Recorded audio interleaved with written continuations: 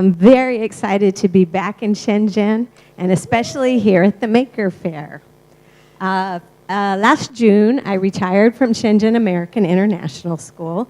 My job was to help teachers and support them as they learned how to do project-based learning and implement it in their class. So Shenzhen American is kind of a unique school because it's what we call wall-to-wall PBL. And we hope that it serves as a model for other schools because we really believe in that part of the education. So when I went back to the United States this summer, I thought, oh, I better improve myself as a maker. So I joined my local makerspace. I got a subscription to Make magazine. I traveled to New York City to go to the World Maker Faire. That was very fun too. Then I went back across the country to Stanford, where I attended a Fab Learn conference. Then I bought a microbit and I bought an Arduino, and I spent a lot of time figuring out how to work those things. And what I've learned is I still have so much to learn, but it's very exciting, and I'm glad to be doing that. So when I was reading this book called Invent to Learn, which is kind of the Bible of maker education, I came across this quote, and I'm going to read it so that it can be translated. Engaging children as quickly as possible in real projects creates an authentic context for learning a specific science formula or math equation, since students realize they need that skill or information to continue their projects. Good projects create the need for learning more. That is much more powerful than a checklist or threat of a bad grade. This really struck me because this is what I believe. I'm very passionate about education and about project-based learning. In fact, when I see kids doing great things, I get very emotional. I have been known to cry, but I'm going to try not to do that today. This is what I'm preaching, and this is what I hope continues. So, when you think of school today, you probably think of desks in a row, and there's a teacher at the front, and you think of math and science, literature, all in their little time slots. We have a story about Rip Van Winkle, who's a guy who fell asleep for 100 years and then who woke up. We joke and we say, if Rip Van Winkle awoke today, the only thing that he would still recognize would be schools, because everything else has changed and they still look the same. Now, think of the maker movement. You probably might get a picture of 3D printers or laser cutters or computers, but you also might see somebody working on wood or textiles or a number of things. You probably think about people talking and sharing and showing what they do. Or maybe you don't think about a place, maybe you think about an event where people who have made their things come and talk and explain. So we have schools and we have the maker movement. They seem like they have the same goals, learning and improving, but they come at it from opposite directions. So how will we get them together? And why do we even want making in schools? What difference does it make? So this part is from the Maker's Manifesto. And for me, this gives reason enough. Why should we put making or worry about having it in schools? It's because we're human and we need to create. So how do we go and take these things that are so separate and put them together?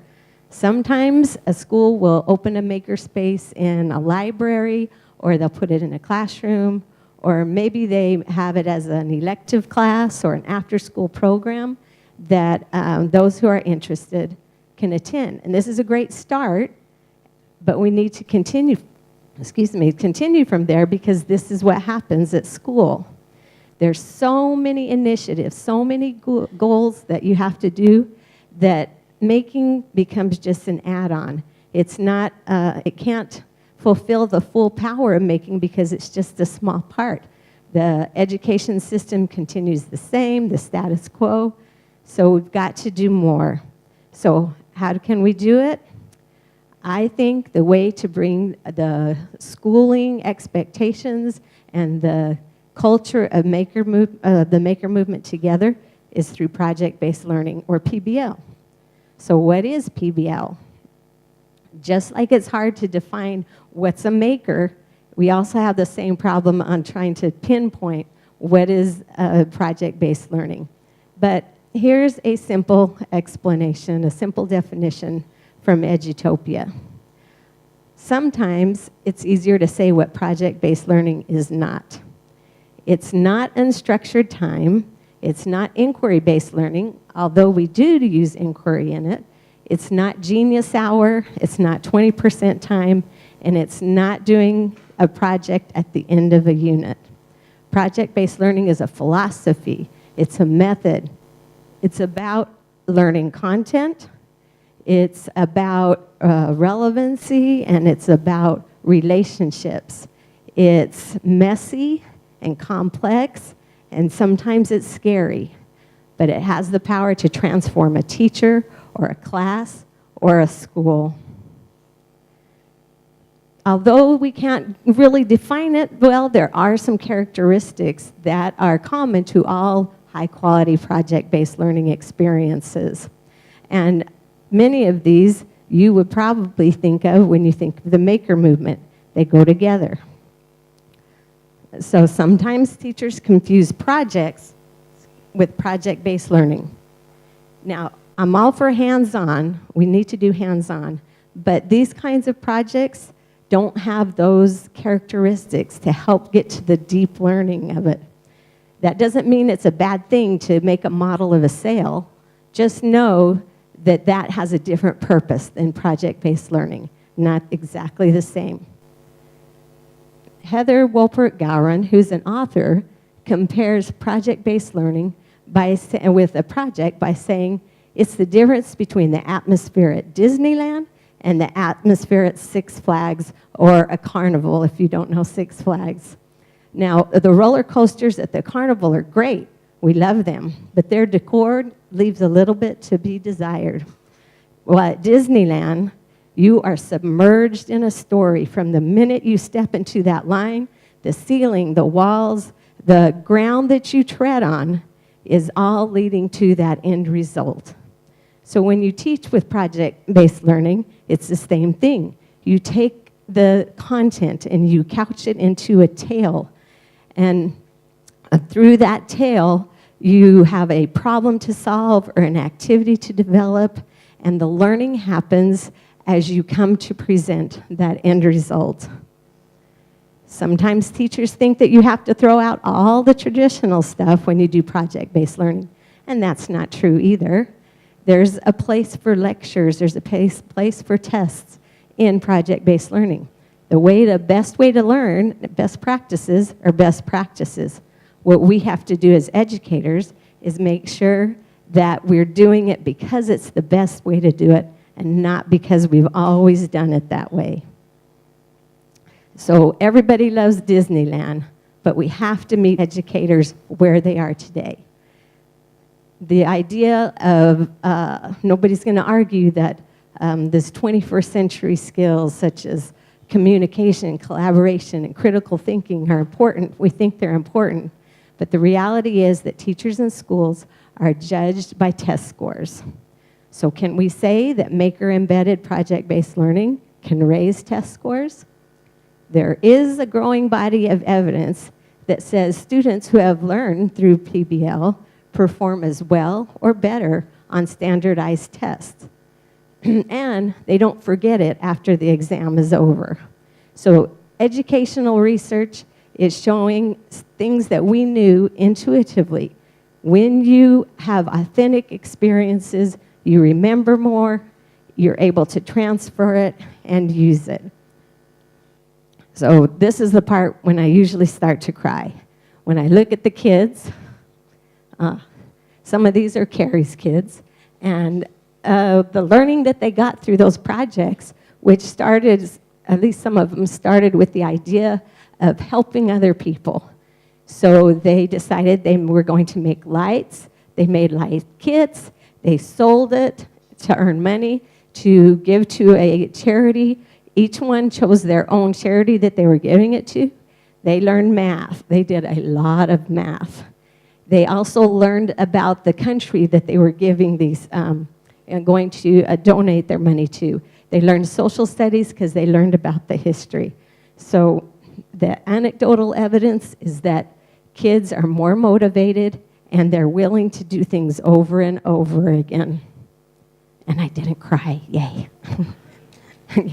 Bravo. Not yet, anyway. So we're also learning more about hands-on learning. So probably you recognize the battery and light bulb thing, kit up there. You probably learned about circuitry that way. I did, what I remember about it. So there's a study that they did. They compared a group who learned that way and a group who used little bits and e-textiles to learn circuitry. So both of the new technologies, which are a product of the maker movement, showed significantly better results than the old-fashioned way that we learned. So the tools make a difference. The interesting thing about this was that the e-textile group, their learning lasted longer. They had a very sophisticated understanding of circuitry. And they suppose that's because of the struggle. If you've ever tried to sew with conductive thread, it's not easy, but also the creativity that went into it. But a caveat with this, as great as this learning activity was, if you don't couch it in a bigger purpose or a meaningful reason or a project, if you will, it's no better than any other just standalone or one-off lesson. You've got to have it all together, and that's what project-based learning brings to it. So if we care about the sustainability of maker education in schools, then we cannot let it stay as a class that kids come to once a week or an after school. It has to become embedded in the culture. If not, this is what happens. We call this the appendix phenomenon. The appendix is a little organ at the end of your intestines. When it flares up, it gets cut out. We don't want to be the appendix. We want to be the heart of education. You can't take the heart out. So how do we get started on this journey? This is a big old list. Don't expect everybody to read it. But it is a journey. Realize that. It takes time, and it's hard sometimes. But get with a community. Find a partner. Solicit support from administrators or parents or students. Just do something. Start with a plan. Make a project. Have your students show their learning to somebody outside of your classroom. Go to a makerspace. Bring your students to the Maker Faire. Like this kids from Shenzhen. I hope you all got to see the SAIS kids doing their thing. The important thing is that you do something. Take that first step and then just keep walking. So I'm going to leave you with this last quote, also from Invent to Learn. And it's another one I'm going to read so that it can be translated. Making dissolves the distinctions between domains such as arts, humanities, engineering, and science. More important, it obliterates the destructive cleavage between vocational and academic education. When the very same tools, techniques, and process skills are found and required in the physics lab, art studio, and auto shop, schools can and must stop sorting kids into winners and losers. That is the power of making. That's why we need it. Thank you very much. Thank you very much, Ms. Twila Busby, for that very inspiring presentation. Next up, we have Principal Lowe from Harper Primary School, and he's going to talk about how making is embedded into his school.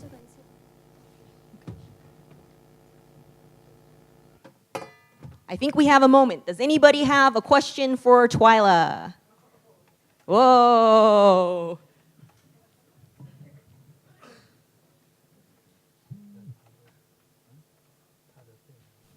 I'm just curious. I know there's Like the idea of project-based learning is incredible, but one of the limitations is if you don't have the space or the money to buy the materials to build the projects. Is there like a way that you found around that, or like what have you been doing in regards to that? Okay, so you got to think about what is a project. Writing a play could be a project. Writing a poem is a project. So the idea is, what do you want the students to learn? Where do they use that learning in the real world? So maybe it's low tech. I did a workshop today about building cardboard furniture. So that is a space issue still, but don't limit yourself because you can do that. There's so much that you can do, and it's still couched in project-based learning, that don't let I come from a school in the States that has a very high poverty level. It doesn't matter. Making it's the creativity that you bring. Creativity requires constraints. So what are your constraints? Then break that box and do what you can. Don't let the money or space limit you. Open your idea of what project-based is and also what making is. I hope that's helpful. All right, I think we're good.